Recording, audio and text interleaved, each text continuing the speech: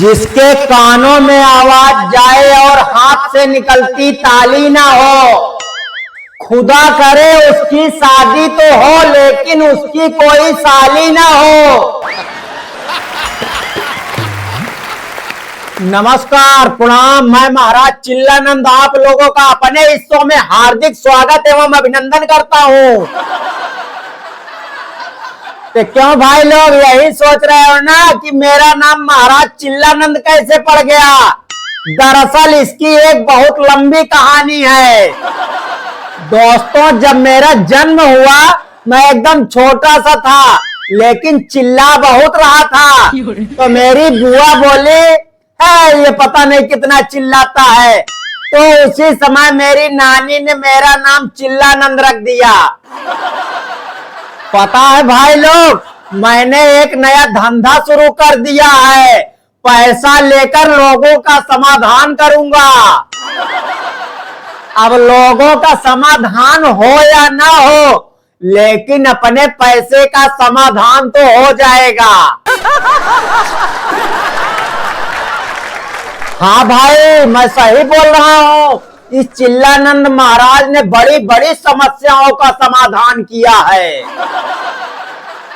अब कल की बात देख लो भैया। एक कुत्ते को एक हफ्ते से खुजली हो रही थी। उसका पंजा उसकी पीठ तक पहुंच नहीं पा रहा था। फिर इस बाबा ने अपने पंजे से उसकी पीठ को खुजाया, तब जाकर उसको आराम मिला। आप लोग तो मजाक में ले रहे हो मुझे। ऐसे थोड़ी नहीं चिल्लानंद महाराज बोलते हैं मुझे। बोलो चिल्लानंद महाराज की जय हो। अच्छा, अब उस कुत्ते को देख लो, उसने अपनी औकात दिखा दिया। इस बाबा ने उसका भला किया, लेकिन उस कुत्ते ने इस बाबा की फीस नहीं दिया। लेकिन शायद उसके जीवन की ये सबसे बड़ी गलती थी। उसको पता नहीं था, उसने ये मशहूर चिल्लानंद महाराज से पंगा ले लिया। उस साले को पता नहीं था कि मैं भी उसका बाप हूँ। अब मैं अपना बदला लेने के लिए उसके चारों तरफ निगरानी रखे हुए था। एक दिन मुझे मौका मिल गया। जैसे ही उसके मालिक ने उसको रोटी डाला ना, मैं तुरंत झपट्टा मारा और सारी की सारी रोटियां लेकर भाग आया। हाँ यार, अब जब भी उसके गली में जाता हूँ, साला भौंकते रहता है कुत्ते के जैसे। दोस्तों, मेरे पास हर समस्या का समाधान है। अगर समस्या बड़ी हो तो 51,000, अगर इससे छोटी हो तो 21,000, और उससे भी छोटी हो तो 11,000, और अगर उससे भी छोटी हो भैया तो मैं नहीं कर सकता।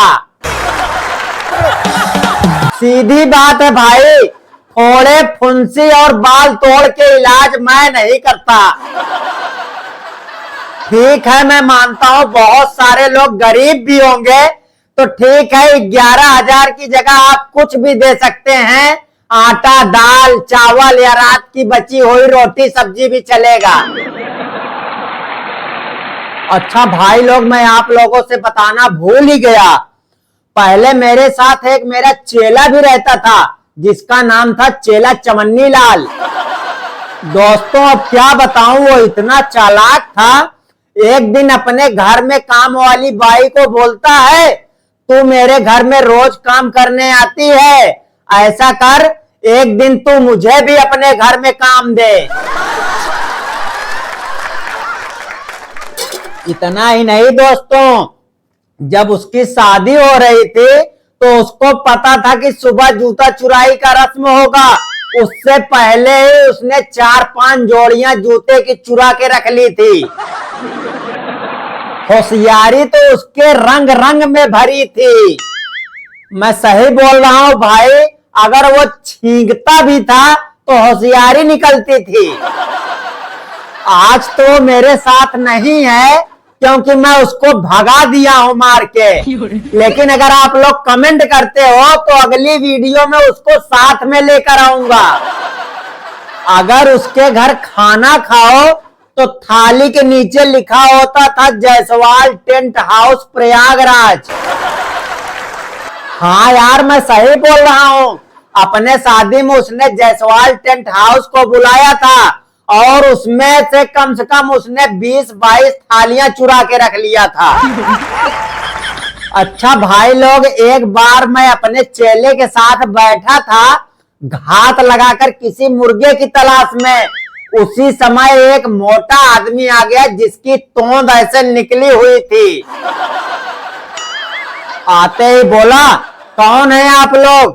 तो मेरा चेला बोला, मैं चेला चमन्नी लाल और ये मेरे गुरु महाराज चिल्लानंद।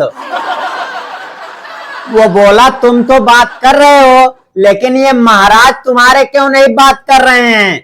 मैं बोला, महाराज अभी तुम्हारे मटके को ताड़ रहे हैं। इतना सुनते ही वो थोड़ा भड़क गया। तो मेरा चेला बोला, भड़को मत, ये महाराज थोड़ा मजाकिया हैं। वो बोला, अपने महाराज को बोलो मुझे हिंदी सीखना है, दरअसल मेरी हिंदी बहुत कमजोर है। मैं बोला, वो तो तुझे मैंने आते हुए ही देख लिया था, तू चल के भी इंग्लिश में आ रहा था। इतना सुनते ही मेरा चेला तड़तड़ा के उठा, बोला, गुरुजी आप परेशान मत होइए, इसको हिंदी तो मैं ही सिखा दूंगा। मैं बोला, हरफ, तेरी आवाज खुद संस्कृत में निकलती है, उसको क्या सिखाएगा? दरअसल मेरा चेला चमन्नी लाल थोड़ा हकलाता है। मैं उस आदमी को बोला, बोलो ए से छोटा अनार। वो बोला, ए से बड़ा अनार भी तो बोल सकते हो। मैं बोला, बेटा छोटा अनार ना 1 किलो में ज्यादा आ जाता है, समझा करो। वो बोला, बाबा कोई ऐसा समाधान बताओ जिससे मैं 1 घंटे में हिंदी सीख जाऊं। मैं बोला, जितना बड़ा तेरा पेट है उसे देखकर तो लगता है तू 3-4 जन्मों तक नहीं सीख पाएगा। हाँ यार, साले का इतना निकला हुआ था और जब चलता था तो ऐसे ऐसे करता था, ऐसे ऐसे। मैं बोला, छोड़ो यार, तुम अपना पेट दिखाओ। वो बोला, पेट क्यों? मैं बोला, तुम्हारी हाथ की सारी रेखाएं तो पेट में चली गई हैं, तो पेट ही देखना पड़ेगा ना।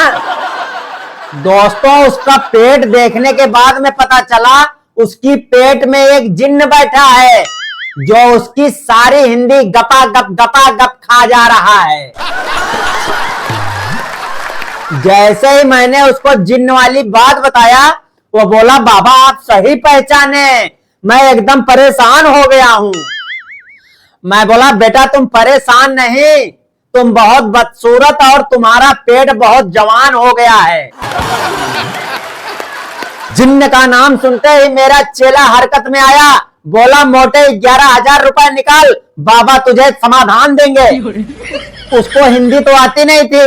वो बोला, कितना होता है 11,000? मैं बोला, 51,000।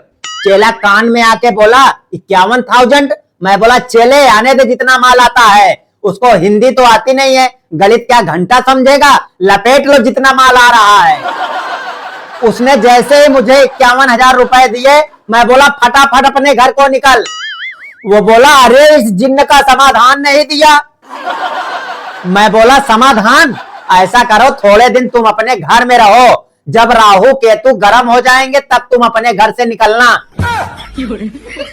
वो बोला, अरे लेकिन कब बाहर आना है? मैं बोला, जब तुम्हारे मोहल्ले में किसी रणुआ लड़के की शादी होगी तब बाहर निकलना।